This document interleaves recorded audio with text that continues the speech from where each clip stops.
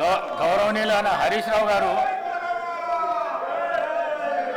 ఇంతకుముందు రేవూరి ప్రకాష్ రెడ్డి గారు మాట్లాడుతూ గవర్నర్ గారు పర్మిషన్ ఇచ్చినాక ఏసీబీ కేసు అయిన తర్వాత హౌస్లో చర్చించడానికి వీలు లేదని చెప్పినాక కూడా మీరు ఈ విధంగా చేసుడు అన్యాయం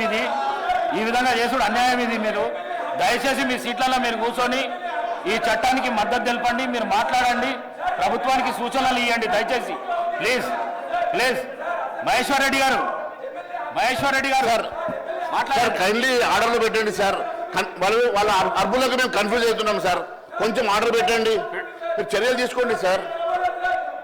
మాట్లాడండి ప్లీజ్ సార్. ఇట్లా ఉంటే మాట్లాడడం కష్టంగా ఉంది సార్. అధ్యక్ష, ఈ అవకాశం నాకు ఇచ్చిన ధన్యవాదాలు అధ్యక్ష. ధరణి పోర్టల్లో జరిగినటువంటి అవకతవకలు, అక్రమాలు, భూభారతి చట్టం పూర్తిగా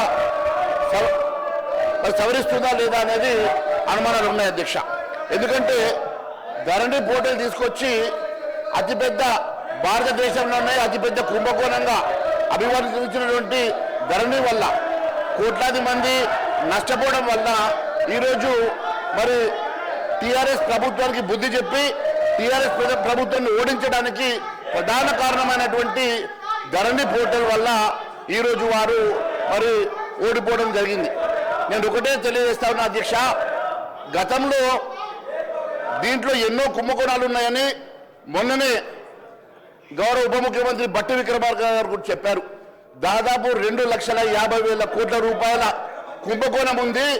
దీంట్లో టీఆర్ఎస్ నేతలంతా కూడా ఈ కుంభకోణంలో భాగస్వాములు అని చెప్పి బట్టి విక్రమార్క గారు చెప్పారు.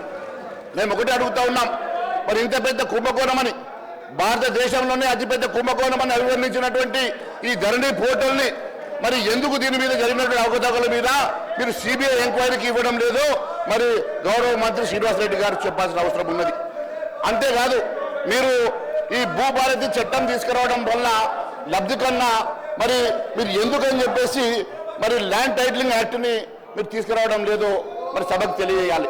ఎందుకంటే భారతదేశంలో ఎన్నో రాష్ట్రాలు మరి ల్యాండ్ టైటిలింగ్ యాక్ట్ కోసము కసరత్తు చేస్తున్నటువంటి సమయంలో మీరు ఈరోజు భూభారతి అని చెప్పేసి కొత్త తీసుకొని యాక్ట్ తీసుకొచ్చారు. ఈ భూభారతి కేవలం మరి హారతి కోసమా, భూహారతి కోసమా, నిజంగానే భూభారతి మీరు దేనికోసం తీసుకొస్తా ఉన్నారో మరి తెలియాల్సిన అవసరం ఉన్నది. అధ్యక్ష, ల్యాండ్ టైటిలింగ్ యాక్ట్ ఒకవేళ తీసుకొచ్చినట్లయితే యజమాని చాలా స్వేచ్ఛగా తన ఆస్తులు కాపాడుకోవడానికి ప్రభుత్వమే గ్యారంటీగా ఉంటుంది. కాబట్టి ఒక్కసారి ఆ యాక్ట్ ద్వారా వారికి టైటిల్ వచ్చినట్లయితే వారికి పూర్తిగా ఆ టైటిల్ ద్వారా వారు స్వేచ్ఛగా ఉండొచ్చు, దానికి ప్రభుత్వమే గ్యారంటీగా ఉంటుంది. కాబట్టి అలాంటి యాక్ట్ మీద కసరత్తు చేస్తే బాగుండేదని మేము భావిస్తూ ఉన్నాం. అంతేకాదు అధ్యక్ష, భూదారు కార్డు అనుభవదారుల కాలంలో రైతులకు మళ్ళీ మీరు చేరుస్తామని చెప్పడంతో రైతులు కొత్త ఆందోళన వస్తూ ఉన్నది. దేనికోసం అని చెప్పేసి మీరు ఈరోజు మళ్ళీ ఇలాంటి కాలమ్స్ పెట్టేసి కన్ఫ్యూజ్ చేస్తూ ఉన్నారు. మరి మళ్ళీ దాని బదులు ఏ రకంగా ఈ సమస్యను పరిష్కారం చేసి దానికన్నా ల్యాండ్ టైటిలింగ్ యాక్ట్ తీసుకురావడం వలన మరి ప్రభుత్వమే గ్యారంటీగా నిలుస్తుంది. కాబట్టి అలాంటి యాక్ట్ తీసుకొస్తే బాగుండేది.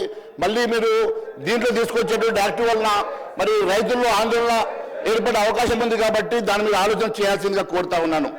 అదే కాదు అధ్యక్ష, ధరణి పార్ట్ బిలో పెండింగ్లో పెట్టినటువంటి భూముల సంఖ్య దాదాపు 18,45,000 ఎకరాలని చెప్పేసి మొన్ననే మరి మీరు వేసినటువంటి సబ్ కమిటీ ఒక రిపోర్ట్ ఇచ్చింది అధ్యక్ష.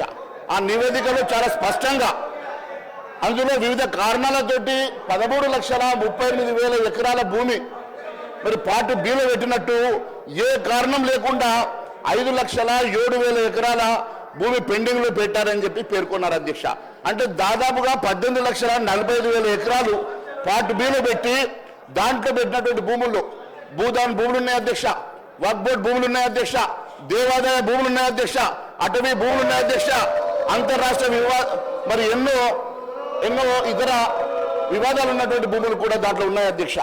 ముఖ్యంగా ఇలాంటి భూములన్నీ కూడా రంగారెడ్డి, మెదక్, హైదరాబాద్, ఉమ్మడి జిల్లా పరిధిలోనే అత్యధికంగా ఇవి ఉన్నాయి కాబట్టి ఎంతో విలువైనటువంటి భూములు కాబట్టి మరి వాటిని ఏ రకంగా పరిష్కారం ఇస్తారో మరి ఎప్పటి లోపల పరిష్కారం చేస్తారో తెలియజేయాల్సిన అవసరం ఉన్నది అధ్యక్ష. లక్షల కోట్ల రూపాయల స్కామ్ అని చెప్పి మంత్రులు అంటున్నారు అధ్యక్ష. లక్షల కోట్ల రూపాయల స్కామ్ అని చెప్పి ఉప ముఖ్యమంత్రి గారు కూడా అంటున్నారు అధ్యక్ష.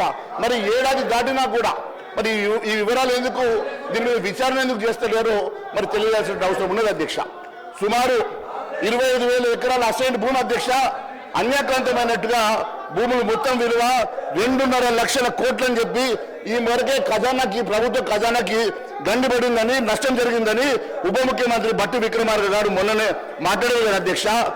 మరి 2,000 ఎకరాలు తమ బినామీ పేరుతో మార్చుకున్నారని జీవో 59 ముసుగులో బీఆర్ఎస్ పాలకులు 100 కోట్ల విలువైనటువంటి భూములు మింగేశారని రెవెన్యూ మంత్రి పొంగిరెడ్డి శ్రీనివాస్ రెడ్డి గారు తాజాగా సందర్భంగా మాట్లాడిన సంగతి నేను గుర్తు చేస్తా ఉన్నాను అధ్యక్ష. ధరణి ముసుగులో మరి ఈ రకంగా లక్షల కోట్ల విలువ చేసేటువంటి భూములు. రెడ్డి గారు మళ్ళీ ఒకసారి అప్పీల్ చేస్తాం బీఆర్ఎస్ నాయకులకు, దయచేసి మీ సీట్లలో కూర్చోండి. ఇది గవర్నమెంట్ బిల్లు, రైతులకు సంబంధించింది, ప్రజలకు సంబంధించింది. ఎన్నో ఏళ్ల నుంచి ఈ బిల్లుతోని చాలా ఇబ్బందులు పడ్డ పరిస్థితి మీకు తెలుసు, మాకు తెలుసు. మళ్ళొకసారి నేను మీకు అప్పీల్ చేస్తున్నా, నేను ఇచ్చినప్పుడు మీరు మాట్లాడలేదు, మళ్ళీ సీరియల్ వచ్చినప్పుడు ఇస్తా, మీరు కూర్చోండి. మహేశ్వర్ రెడ్డి గారు అధ్యక్ష, మరి మొన్ననే గౌరవ మంత్రి పొంగులేటి శ్రీనివాసరెడ్డి గారు మాట్లాడుతూ మరి 100 కోట్ల విలువైనటువంటి భూములు మింగేశారని రెవెన్యూ మంత్రి పొంగులేటి శ్రీనివాసరెడ్డి గారు డిసెంబర్ 6వ తారీఖు రోజు మాట్లాడారు అధ్యక్ష. మరి ధరణి ముసుగులో జరిగినటువంటి భూ అక్రమాలన్నీ బయట పెడతామని, దాని వెనుక ఎంత పెద్దవారున్నా వదిలే ప్రసక్తి లేదని ఇప్పటికే పలు సందర్భాల్లో మరి మంత్రి శ్రీనివాసరెడ్డి గారు కూడా అన్నారు అధ్యక్ష. నేను ఒకటి అడుగుతా ఉన్నాను అధ్యక్ష, మరి 1000 ఎకరాల అక్రమమైనటువంటి భూములు, లక్షల కోట్ల స్కాము, బడాబాబుల హస్తం మరి సిబిఐకి ఎందుకని మీరు విచారణకు ఇవ్వడం లేదో మరి ఒక్కసారి తెలియజేయాల్సిన అవసరం ఉన్నది అధ్యక్ష. ఎందుకంటే ధరణి వచ్చాక పార్ట్ బిలో పెట్టిన భూములు ఎన్ని వేల ఎకరాలు ప్రైవేటు వ్యక్తుల చేతుల్లో వెళ్ళాయో ఆ అంశాల మీద జిల్లా కలెక్టర్ నుంచి ప్రభుత్వానికి ఇదివరకే నివేదికలు వచ్చాయి అధ్యక్ష.